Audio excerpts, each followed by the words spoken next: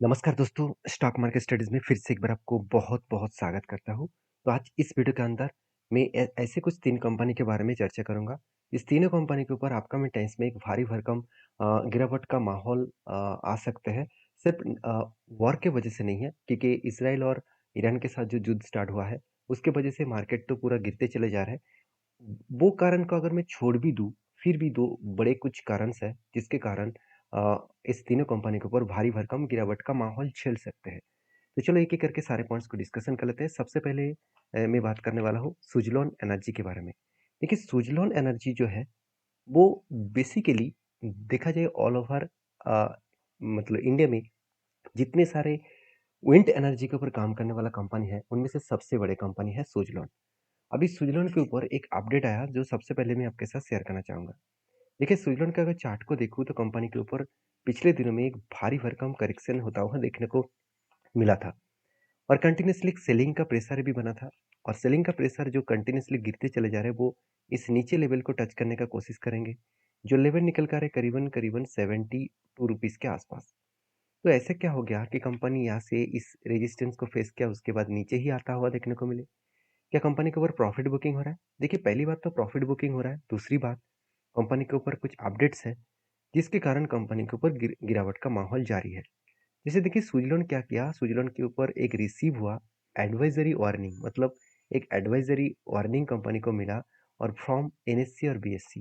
देखिए दोनों ही एक्सचेंज के माध्यम से कंपनी को क्या मिला, वार्निंग मिला और वो भी देखिए non compliances with SEBI regulations. तो सेबी के कुछ रेगुलेशंस है, कुछ मतलब टर्म्स होते हैं, उसको उल्लंघन किया है, तो उसके लिए सीधा-सीधा सेबी ने क्या किया, मतलब बीएसई और एनएसई ने क्या किया, वार्निंग दिया और इसका सीधा इम्पैक्ट बता रहा है कि सेबी का आपने जो मतलब रेगुलेशंस को तोड़ रहे हैं, अगर वो तोड़ते रहे तो एक बहुत बड़ा आपके ऊपर एलिगेशन लगाया जाएगा।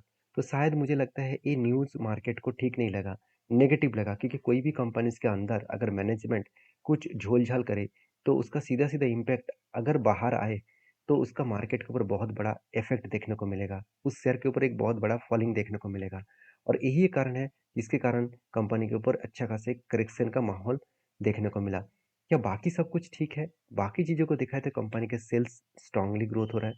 कंपनी का प्रॉफिट यहाँ पे भी स्ट्रांगली प्रॉफिट ग्रोथ हो रहा है।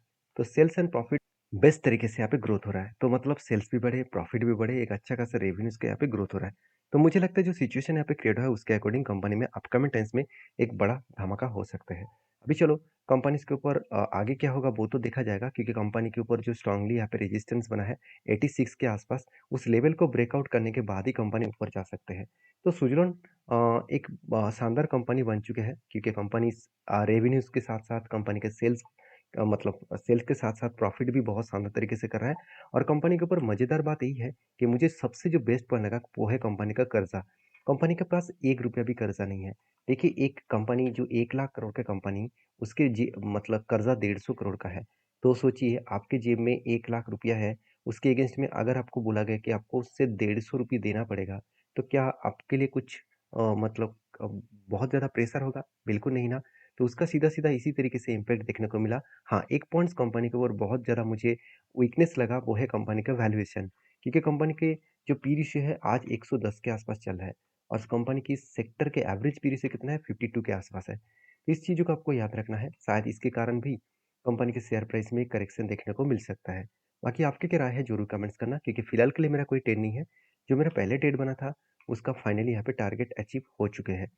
तो नेक्स्ट जो कंपनी है उसका नाम है एंजल वन। देखिए एंजल वन बेसिकली इंडिया के एक पॉपुलर स्टॉक ब्रोकिंग कंपनी है और एंजल वन के ऊपर बहुत सारे अपडेट्स मैं आपके साथ शेयर किया हूँ। आज एक अपडेट्स है जो मुझे लगता है जितने सारे लोग ट्रेडिंग करते हैं और वो भी फ्यूचर एंड ऑप्शंस में, मतलब जो लोग फ्यूचर एंड ऑप्शंस में ट्रेड करते थे जिसके लिए ब्रोकरेज ज़ीरो था, वो अभी बंद करने वाले हैं एंजल वन क्योंकि एक बहुत बड़ा अपडेट यहाँ पे फ्लैश किया गया।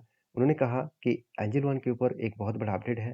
आप देख सकते हैं Angel One set two and zero brokerage model, मतलब जो ज़ीरो ब्रोकरेज का मॉडल था उसको बंद करने वाले हैं। क्योंकि सेबी के रूल्स के हिसाब से जितने सारे ब्रोकिंग कंपनी ज़ीरो ब्रोकरेज के माध्यम से लोगों को सर्विसेज़ दे रहा है, वो अभी बंद करना पड़ेगा और सेबी ने तो बहुत बड़ा अपडेट लेके आए कि जो वीकली जो एक्सपायरी था, वो अभी बंद होने वाला है और इतनी सारे जो मतलब ऑप्शंस अलग-अलग कैटेगरीज़ में था। निफ्टी हो गया, बैंक निफ्टी हो गया, फिन निफ्टी हो गया, सेंसेक्स हो गया, तो निफ्टी मिड कैप हो गया। तो इस तरीके से जो कैटेगरीज़ के अलग-अलग कैटेगरीज़ के हर दिन में एक्सपायरी था। तो इसको बंद करने वाला है, क्योंकि ऑप्शंस ट्रेडिंग में बहुत ज़्यादा लोग लॉसेस कर रहे हैं, तो इसलिए सेबी ने कुछ रूल्स चेंज किया। मुझे भी ठीक-ठाक लगा, क्योंकि हर हफ्ते में वो मतलब हफ्ते में हर दिन एक्सपायरी, मतलब हर दिन लोग लॉस कर रहे हैं।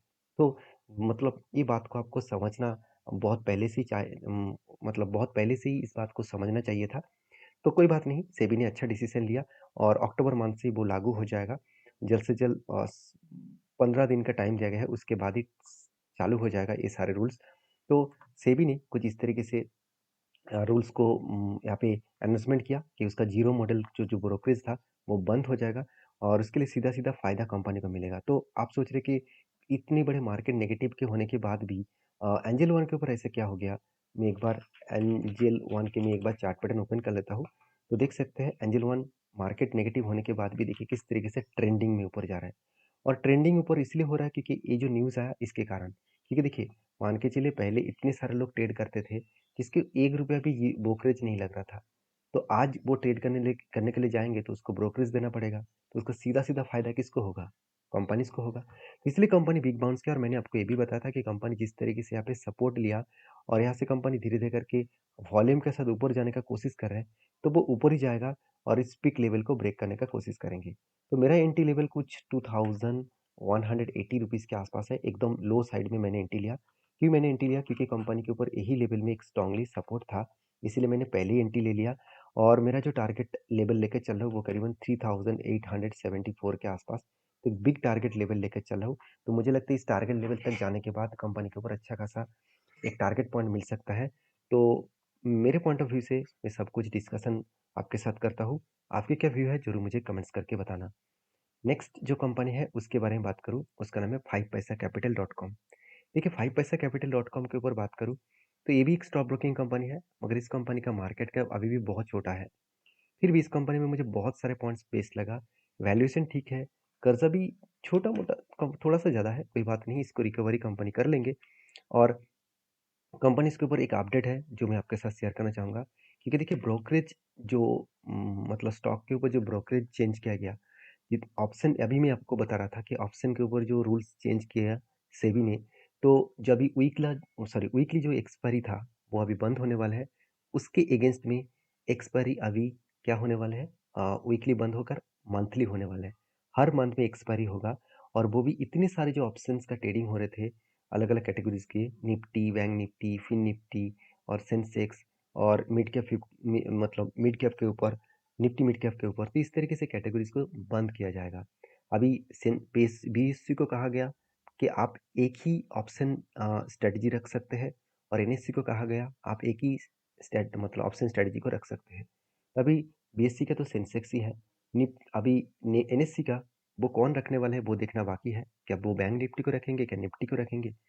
अगर 2 भी रख सकते हैं तो भी आपको बाद में पता चलेगा। तो ये सारे कारण की वजह से मार्केट में एक हलचल है, तो सीधा-सीधा ब्रोकिंग फर्म के ऊपर एक प्रेशराइज़ बनता हुआ देखने को मिले, क्योंकि इतने सारे ऑप्शन का अलग-अलग मतलब सेगमेंट था, तो उस अलग सेगमेंट में हर लोग काम करते थे।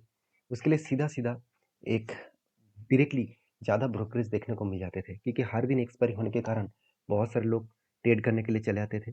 तो उसके लिए इम्पैक्ट जो था वो सीधा-सीधा ब्रोकिंग कंपनी को मिलेगा।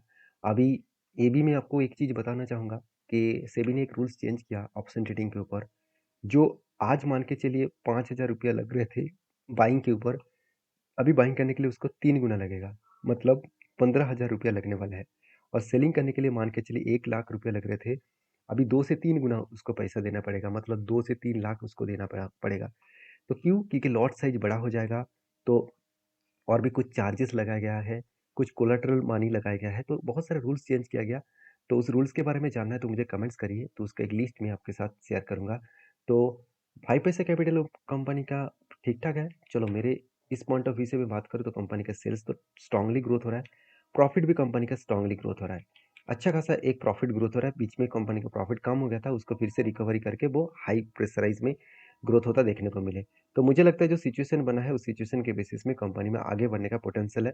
बाकी आपकी क्या व्यू है इस कंपनी के ऊपर ज़रूर कमेंट्स करना, क्योंकि अगर मैं चार्ट को देखूँ तो कंपनी के ऊपर जब पैटर्न स्केट हुआ था, एक कप बनी, उसके बाद एक हैंडल बटन बने और फाइनली ब्रेकआउट होने के बाद ऊपर भी गया था, रीटेस्ट किया और कंपनी एक ही जगह पे होल्ड कर रहा है।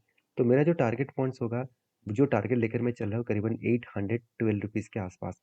तो एंट्री पॉइंट से अगर टारगेट पॉइंट तक देखूँ तो ओवरऑल कंपनी के ऊपर 50% के आसपास टारगेट मिलने का चांसेस है। तो मैं बहुत बुलिश हूँ इस कंपनी के ऊपर। बाकी आपके क्या व्यू है? ज़रूर कमेंट्स करके बताना। नेक्स्ट जो कंपनी है उसका नाम है पावर मैच प्रोजेक्ट लिमिटेड, जो 10,000 करोड़ का कंपनी है। कंपनी का अपडेट यही है कि कंपनी जल्द से जल्द आपको बोनस देने जा रहा है। 8 तारीख को कंपनी हर एक के बदले 1 शेयर बोनस देने वाला है। तो जो लोग बोनस पाना चाहते हैं, एक बार डीपली रिसर्च करें, उसके बाद काम करें। वीडियो अच्छा लगे तो प्लीज़ एक लाइक करें। Thank you.